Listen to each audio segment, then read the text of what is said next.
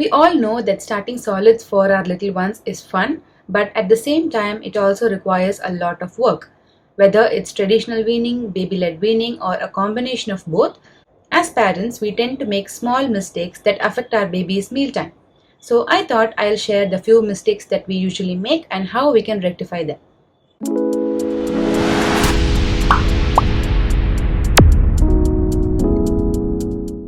Hey guys, welcome back to my channel. My name is Malvika and I have a 19-month-old.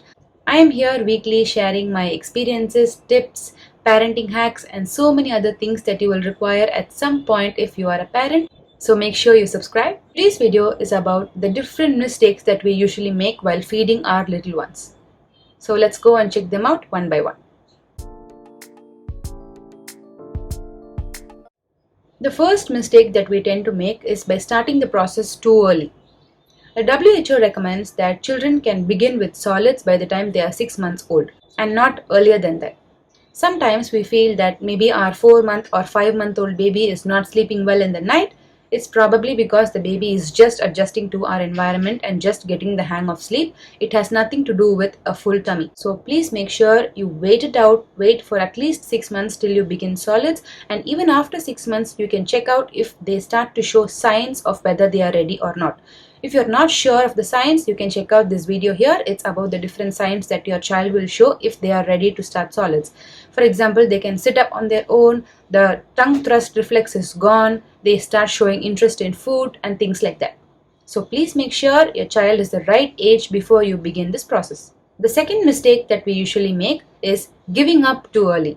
This specifically happens if you're trying baby-led weaning because the minute you feed something for your baby, they are going to gag. This is a very normal bodily reflex for the baby. You have nothing to worry about, but please make sure the food that you cook is of the right consistency for the right age.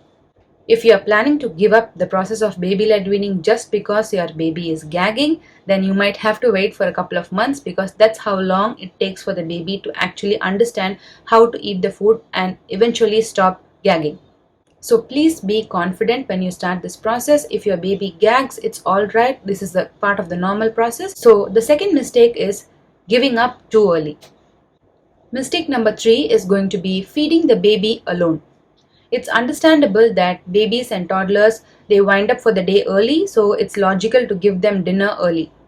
But the thing is, the first few weeks for the baby is very crucial. That is, the moment you start feeding solids, it's essential that you and your family members sit along with your baby and try to eat. Show them how to pick up the food, how to put it in your mouth, how to chew and things like that. They will easily pick up on this process if you sit along with them and eat. The fourth mistake that we tend to make is distraction feeding. Feeding the baby with a television on, an iPad at hand, some songs in the background, giving some toys while your baby is having his food, all these contributes to distraction feeding. Please don't do that. Make sure the room is quiet with no distractions and make sure it is the same place, same time every single day. For example, if you feed your child breakfast at 8, make sure you do it at 8 every day, no matter what. Sometimes children tend to not settle down for mealtime if you keep feeding them at different places during the day. For example, if you give breakfast in the living room and then lunch in the kitchen, your child is going to get confused. So make sure whenever you give your food, it is at the same place every day. The fifth mistake that we make is by not using a high chair. This is crucial if you are following baby-led weaning, because the baby will easily be able to pick up the food and put it in his mouth only if his posture is correct. So please make sure you put your baby in a high chair and his back is always supported. The sixth mistake we tend to make is force feeding the baby. This is applicable for traditional weaning as well as baby-led weaning. Generally, babies have the ability to know if their tummy is full or not. So please look out for the signs. If they start playing with the food, if they start spitting it out and not showing any interest, then it probably means they are full. Please don't force feed them. Respect their no. The seventh and last mistake that we make is the fear of getting messy. This is more common in baby-led weaning. If you are serving any food for your baby, they are going to eat it, but of course they are going to play with it too. They might throw it away, they might put it on themselves, they might put it on the high chair tray. Anything is possible. So please have an open mind. Whatever they do, Please don't intervene and keep wiping their mouth or wiping the tray of the high chair. It's very difficult for them to get back to track if you do that, and it also annoys them after some time.